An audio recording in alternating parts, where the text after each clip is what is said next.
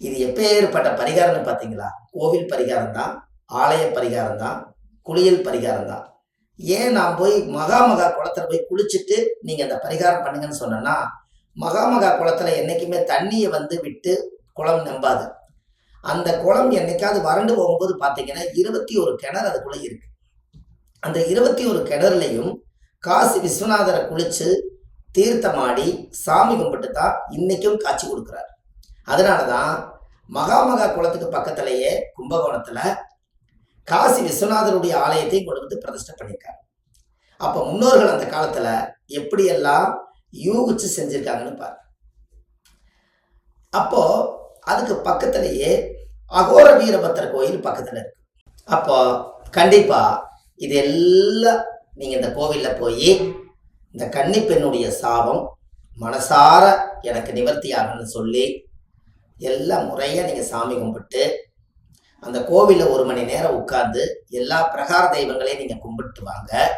உங்கள் குடும்பத்துக்குள்ள அந்த கன்னி பெண்ணோட சாபம் அன்னையோட கன்னியா தோசை நிவர்த்தி ஆயிடும். அதுக்கப்புறம் தெரிஞ்சு நீங்கள் எந்த ஒரு கன்னி பெண்ணுடைய சாபத்தையும் இனிமேல் நீங்கள் வாங்கக்கூடாது. அதுக்கு ஒரு எண்ணத்தை நீங்கள் போட்டு வைக்கக்கூடாது. ஒருத்தரை ஏமாற்றி நம்ம வழிக்கு நம்ம கொண்டு வரக்கூடாது.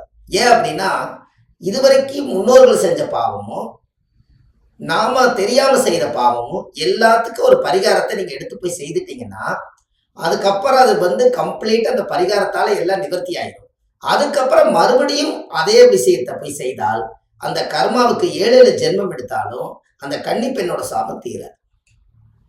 தெரிஞ்சு தெரியாம செய்த தவறுகளுக்கெல்லாம் முன்னோர்கள் அந்த காலத்துல இப்படி ஒரு கோவிலை கட்டி வச்சிருக்காங்க.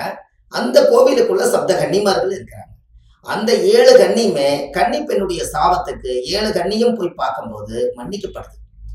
அதுக்கப்புறம் நீங்க அந்த பாவத்தை மனசார நீங்க செய்யவே கூடாது. அப்படி செய்யாம இருந்தீங்கன்னா உங்க ஜாதகத்துல சுக்கிரன் நல்லா வேலை செய்வாரு. கன்னி ராசியில எந்த கிரகம் தோஷம் அடைஞ்சிருந்தாலும் அந்த கன்னி பெண்ணோட சாப நிமோச்சனம் ஆகும்போது அந்த இடத்துல இருக்கிற தோஷங்கள் எல்லாம் நிவர்த்தி ஆகும். உங்க ராசி கட்டத்துல 12 கட்டத்துல 9 கிரகங்களும் உங்களுக்கு உறுதுணையா வாழும். இப்படியெல்லாம் நீங்க கண்டிப்பா செய்துட்டு வாங்க. இப்படி எளிமையான பரிகாரங்கள் நிறைய கொடுத்துருக்கேன். சுப மாரிமுத்துன்னு யூடியூப்ல போடுங்க, உங்களுக்கு நிறைய வரும். அதே போல நம்ம ஆன்லைன்லயே நம்ம ஜாதகம் பார்க்குறோம். Date of birth, time, place, உங்க பேர் கொடுத்தா போதும். ஜாதகத்தை கணிச்சு உங்களுக்கு போன்லயே பலன் சொல்றோம். ரொம்ப தவிர்க்க முடியாதவங்க இப்படி தகவல் மூலியமா நீங்க தெரிஞ்சுக்கலாம் என்று சொல்லி உங்களுக்கு அடுத்த பதிவில் உங்களோடு வெற்றியோடு நான் சந்திக்கிறேன். உங்கள் சுப மாரிமுத்து. நன்றி, வணக்கம்.